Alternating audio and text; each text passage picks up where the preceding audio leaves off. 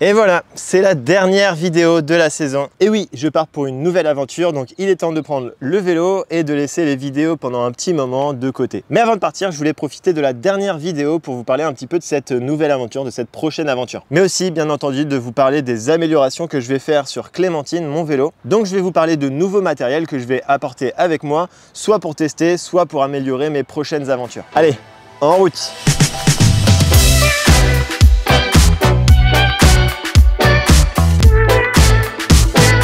Alors où vous voyez cette vidéo, je suis en pleine aventure, donc vous pouvez suivre sur Instagram mon avancée, un petit peu en direct parce que je poste régulièrement des stories et des publications pour vous raconter un petit peu cette aventure. Et cette aventure, on va pas se mentir, c'est sûrement la plus engagée, surtout sur le plan physique. Je vais traverser les Alpes, puis revenir à Tours en passant sûrement par le Mont Ventoux. Ça va faire presque 3000 km et sûrement plus de 50 000 mètres de dénivelé positif, le tout en une trentaine de jours en comptant les jours de repos. Bon, vous l'aurez compris, l'idée c'est pas de faire que de Thonon-les-Bains jusqu'à Menton, sur la partie des Alpes françaises, mais c'est bien de partir de Vienne ou d'un village à côté qui s'appelle Saint-Polten pour rejoindre Menton, donc vraiment faire toute la chaîne des Alpes.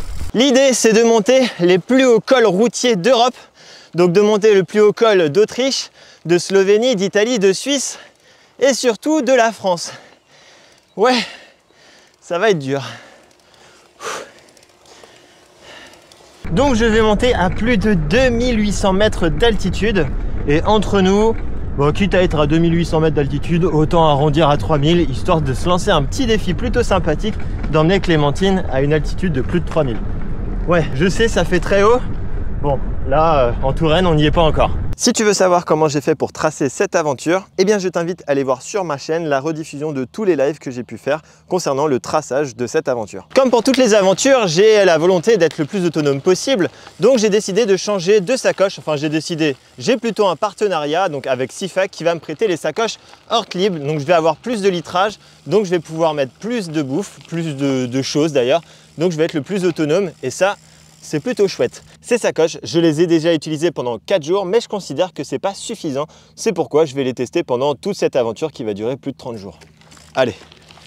Comme je vais avoir des sacoches beaucoup plus volumineuses, notamment au niveau des fourches, je vais pouvoir arrêter de manger que des pâtes et du beurre de cacahuète, parce que bon, on va pas se mentir, c'est un petit peu chiant à force. Et donc, grâce à Lyophilisé & Co, je vais pouvoir bien manger et ça dans toutes les conditions. Grâce à eux, je vais pouvoir aussi m'alimenter tout au long de la journée en dégainant des petits snacks. Alors je vais avoir des barres sucrées, des barres salées, je vais avoir des électrolytes que je vais pouvoir mettre dans les bidons. Je vais pouvoir tester aussi de la viande séchée végétarienne faite à base de soja. Et puis vous le savez, si jamais vous avez envie de commander, vous avez tous les liens et codes promo en description. Bon, et puis il n'y a pas que dans les sacoches que je vais avoir beaucoup plus de litrage. Je vais pouvoir ranger beaucoup plus de choses aussi dans ma nouvelle banane. Ma nouvelle banane, c'est la Evoque Push 3 litres Pro. Comme son nom l'indique, elle fait 3 litres. Alors pourquoi j'ai décidé de changer ma banane alors que la précédente qui faisait 1 litre était bien suffisante? C'est tout simplement pour pouvoir y ranger mon drone. Avant, mon drone, je le mettais dans une des sacoches et avec les secousses, le drone aimait pas trop. C'est quelque chose qui est assez fragile. Donc je me dis qu'en la mettant dans ma banane, il sera beaucoup plus protégé et j'aurai pas besoin de le changer tous les 4 matins. Contrairement à la sacoche de 1 litre,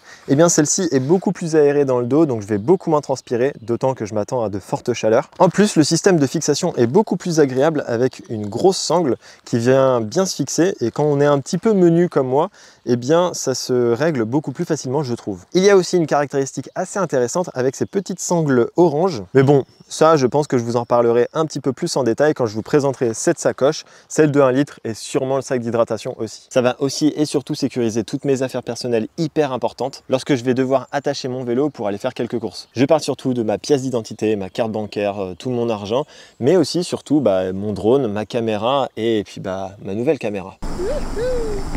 Cette nouvelle caméra, c'est la caméra qui est actuellement en train de me filmer. C'est la Insta360 X4.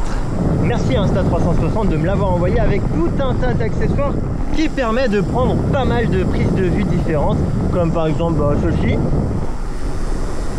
ou alors celle-ci, ou bien celle-ci encore. Enfin bref, ça permet de prendre plein de vidéos avec plein de prises de vue différentes. Et ça, c'est franchement canon. Parmi tous les accessoires que l'on retrouve pour les caméras Insta360, et il faut dire qu'en fait, il y en a un tas, eh bien moi j'ai gardé les principaux, c'est-à-dire des protège-lentilles premium qui vont permettre de bien protéger la lentille parce que c'est hyper fragile. Des petites mousses aussi pour les micros pour avoir un meilleur son, une meilleure qualité sonore, mais aussi une meilleure qualité vidéo parce qu'elle embarque une sacrée belle technologie à l'intérieur. Je pense aussi m'encombrer de ce petit accessoire qui a une double rotule, juste ici, qui permet de le placer vraiment partout sur le vélo. Ça peut être ici sur le cintre. Sans la sacoche de selle, je peux aussi le mettre sur la tige de selle. Je peux le mettre aussi sur le cintre si je n'avais pas ma sacoche de cintre. Enfin bref, tout ce qui est arrondi, tout ce qui a une forme de tube, eh bien vous pouvez mettre ce petit accessoire qui est vraiment très utile, qui permet de faire des plans plutôt pas mal. Un autre accessoire que j'ai demandé à Insta360, eh bien c'est cet accessoire qui se fixe pas très loin de la potence, qui permet de mettre la caméra pour avoir une vue POV devant la route, mais aussi sur ma tronche. Donc vous allez sûrement voir beaucoup de plans à ce niveau-là. Bon, en vrai, il y a énormément de choses à dire sur cette caméra, donc je pense que je vous en reparlerai un petit peu plus dans une autre vidéo. Bon, pour cette aventure, je vais m'attendre à ce qu'il fasse des températures hyper chaudes. Comme aujourd'hui, là, on est à plus de 30 degrés. Donc pour résister au maximum à ces températures torrides, j'ai fait quelques petites modifications. La première grosse modification, c'est de partir avec des vêtements le plus clairs possible. Et là, c'est le moment où je remercie Chef de File de m'avoir apporté un maillot qui est plutôt sympa, hyper sobre, très minimaliste et surtout en gris. Donc je vais pas avoir trop chaud. Je vais emmener aussi avec moi ce maillot bleu avec quelques petites rayures blanc, bleu. Bref, ça va avec ma DA parce que Clémentine est orange, ma DA c'est orange et bleu, bah on s'y retrouve. Et même s'il est très sombre, il est très fin, du genre on peut voir à travers quoi. En plus de ça, Chef de File m'a envoyé un cuissard cargo avec une poche. Alors je peux mettre énormément de choses, je les sens pas du tout. Je peux mettre mon téléphone, il glisse pas du tout. Je peux mettre ma caméra ici, donc franchement les poches sont hyper grandes, elles sont faciles d'accès, je peux mettre des manchettes, des jambières, bref en bikepacking c'est plutôt utile d'avoir des rangements supplémentaires. Bon, et puis parce que j'aime bien rouler avec style, eh bien je vais partir avec des chaussettes blanches. Ouais, c'est pas ce qui est idéal en gravel, mais bon, je les aime bien, elles sont trop belles et comme ça je vais pas avoir trop chaud aux pieds. Autre modification que vous avez sûrement vu, c'est ce casque qui est blanc justement pour éviter que ça me chauffe trop la tête. C'est un Abus Airbreaker qui vient remplacer l'ancien Abus Airbreaker que j'avais, qui était plutôt bleu-violet. Donc voilà, je l'ai pris en blanc pour éviter que ça me chauffe trop la tête et puis bah, surtout pour qu'il soit assorti aux chaussettes. Autre modification, et je pourrais pas vous le montrer, c'est les chaussures. Et oui, là j'ai des chaussures noires qui ont tendance à bien chauffer au soleil. J'en ai fait un petit peu les frais lors de ma traversée des Pyrénées il y a 2 ans. Je trouve qu'en noir ça chauffe énormément les pieds, donc là je vais partir avec des nouvelles chaussures. C'est des Specialized 2FO ou 2FO, je sais pas trop. C'est des chaussures qui sont utilisées plutôt pour le VTT de descente, mais bon, dans tous les cas, elles sont plates, elles font type un peu basket, je peux mettre des cales SPD et il y a des lacets. Donc voilà, ça fait un côté habillé, mais aussi très utile pour pouvoir bien pédaler avec des cales. Et enfin, j'avais envie de me faire un petit peu plaisir côté style, donc j'ai changé mes lunettes. Ici, j'ai pris des Oakley, ça doit être les Sutro Light, en couleur un peu dorée. Ça rappelle un petit peu le jaune-orange de Clémentine. Donc franchement, elles sont vraiment très stylées, je trouve. Côté vélo, pour essayer de supporter les fortes chaleurs, eh bien j'ai décidé de partir avec 2 bidons, si possible blancs. Donc là, j'ai un très ancien bidon blanc de la marque Elite et un autre qui est un petit peu spécial puisque lui, il est à double paroi. Les bidons double paroi, c'est pas mal parce que ça permet de conserver le frais ou le chaud. Bon, par contre, le gros inconvénient, c'est que là, j'ai 500 ml et ça fait la taille d'un bidon de 750. Donc, ce qui est un peu dommage. Mais bon, fort heureusement, je vais pouvoir le ranger correctement grâce à des nouveaux porte-bidons. Ici, j'ai pris les porte-bidons de la marque Lesin qui sont à ouverture latérale. Comme ça, je peux prendre très facilement mon bidon et le sortir sur le côté pour boire.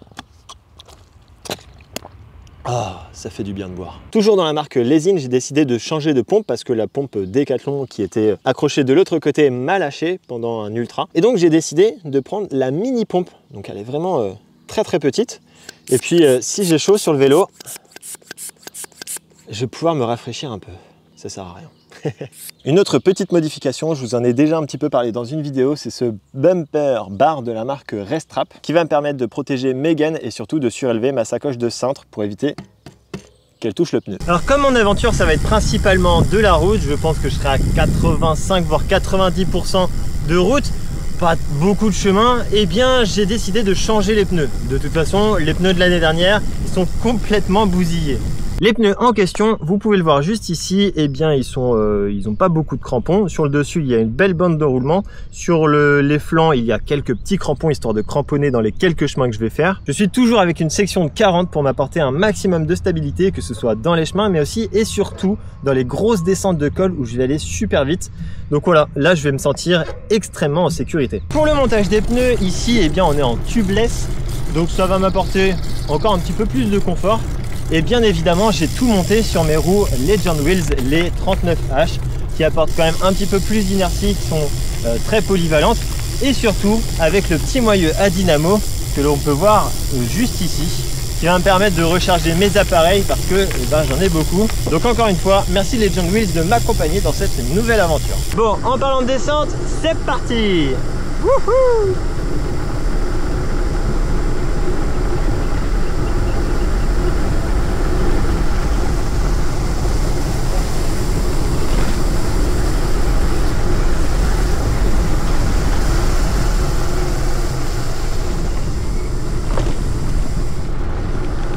Et voilà, je pense en avoir terminé avec la présentation de mon aventure et surtout de la présentation des améliorations que j'ai effectuées sur ce setup. Bien évidemment, le setup ici n'est pas au complet. Il va sûrement changer avant l'aventure, voire même pendant ou après l'aventure.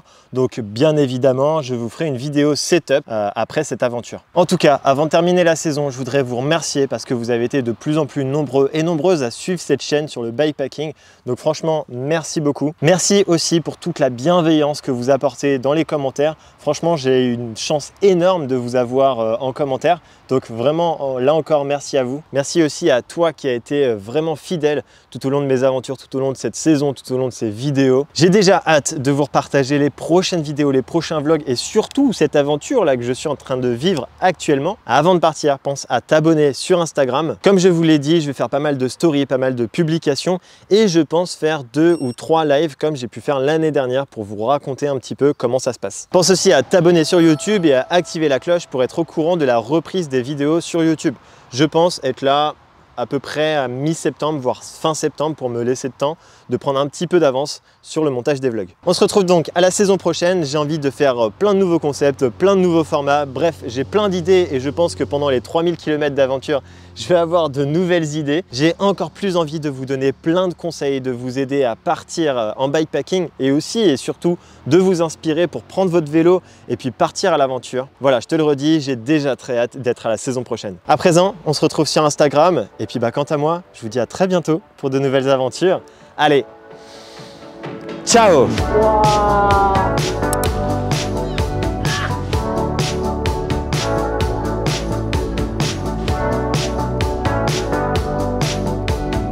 Allez, zou, je suis perdu.